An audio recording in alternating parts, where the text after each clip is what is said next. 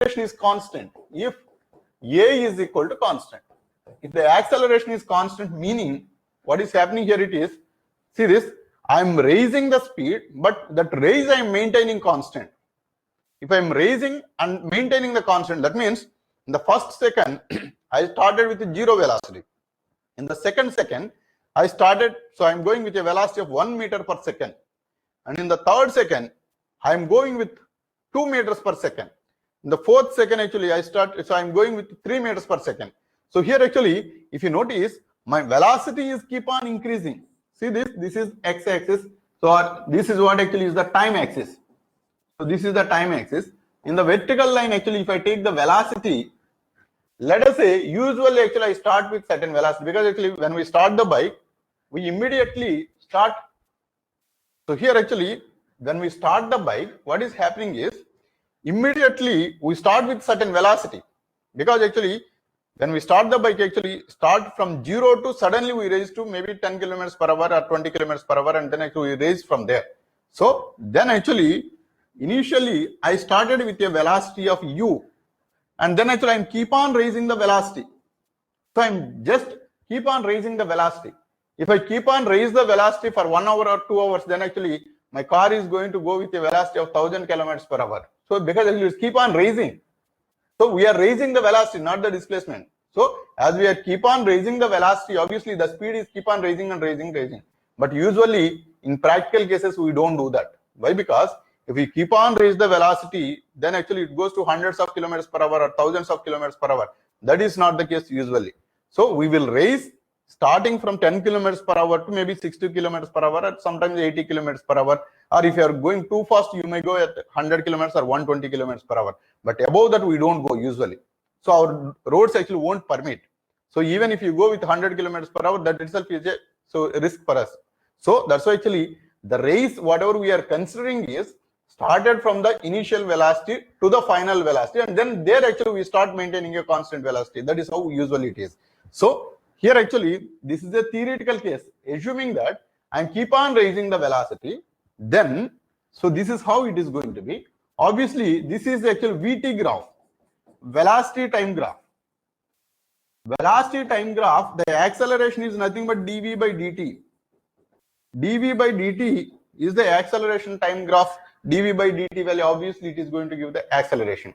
So because see this, the slope of this curve, so this is the slope of this curve is nothing but the acceleration, and the slope is nothing but the derivative dv by dt.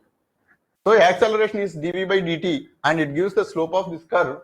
And then here actually the acceleration is maintained at constant dv by dt equal to some constant a, where a is constant.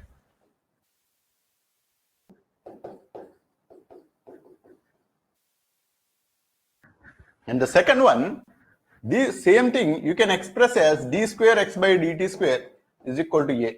Now if you integrate on either sides, then this will become dx by dt. So d square will become d, because one integral and one derivative will cancel out.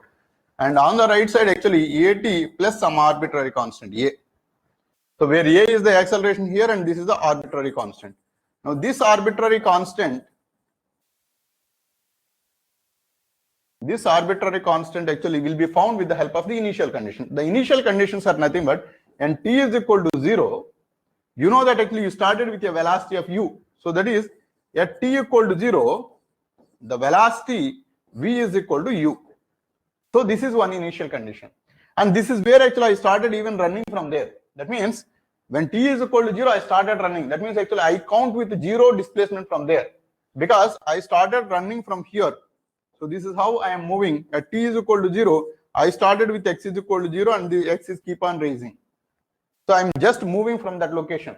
So suppose actually I started from here. I'm moving like this. If I'm moving, that means actually the displacement is moved from the initial position to the later position. So here actually one initial condition is at t is equal to 0, I started with the initial velocity of u. If I substitute here, so this is the velocity with v is equal to u at 0 time plus a. It implies the arbitrary constant value is the initial velocity. Now you can replace this initial velocity here. V is equal to u plus at. So this is one of the most popular formula for us. This is the velocity at any instant of time.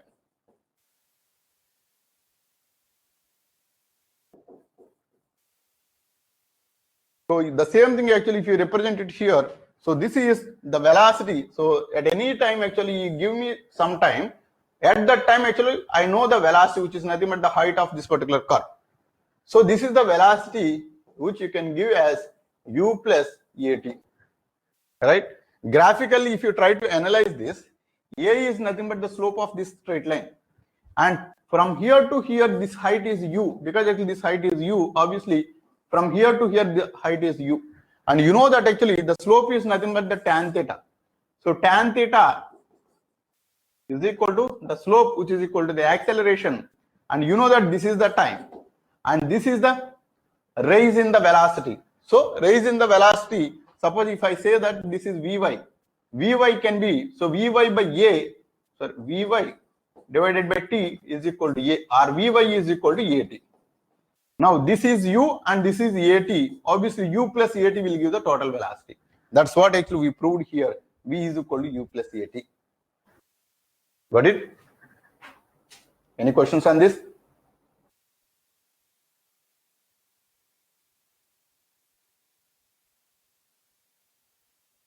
Any questions? So this is the first case. Now actually we analyze the velocity. Now the same velocity can be represented as dx by dt also. This is u plus at. Now if you again integrate this, you are going to get the displacement, because this is the velocity and then actually u plus at is the velocity, and that is expressed as the time derivative of the displacement, because dx by dt equal to v. So this is v, then v can be expressed as dx by dt is equal to u plus at, and dx is equal to u plus at into dt. Now this you can again integrate it. If you integrate this, this is x is equal to ut plus t derivative integral is t square by 2. This is half at square plus some arbitrary constant v. Now you know that initially at t is equal to 0, that is where we started running, the displacement is 0, because that is the starting position. So this is x is equal to 0, and this value if you substitute here, x is equal to 0, u of 0 plus 1 by t a into 0 square plus b. It implies this is 0, this is 0, this is 0. Obviously b will come out to be 0. Now this value if you substitute here, x is equal to ut plus half at square. This is the displacement at any instant of time. So we got two formulas. One is the velocity at any instant of time is u plus at, which is the velocity, and the displacement is ut plus half at square, which is the displacement at any instant of time. So earlier actually the acceleration case is 0. I will try to correlate to the first case. This is actually the second case what we have analyzed, where the acceleration d square x by dt square is constant. This is the second case. The first case is d square x by dt square is equal to 0, which is the acceleration 0. If that is the case, I just replace a is equal to 0 in this case. Then obviously I know that actually when a is equal to 0, x is equal to ut, or the displacement is equal to velocity into time, which is the first formula what we have derived. So in this formula, if I replace a is equal to 0, then I will get the displacement velocity time relation. Now here actually v is equal to u, which is the u is the initial velocity, which is the constant velocity, and u is maintained constant. So that is what it is the first case, the constant velocity case or the uniform velocity case, where v is equal to u when a is equal to 0. And there is no acceleration, obviously the velocity is constant. So this is the second case.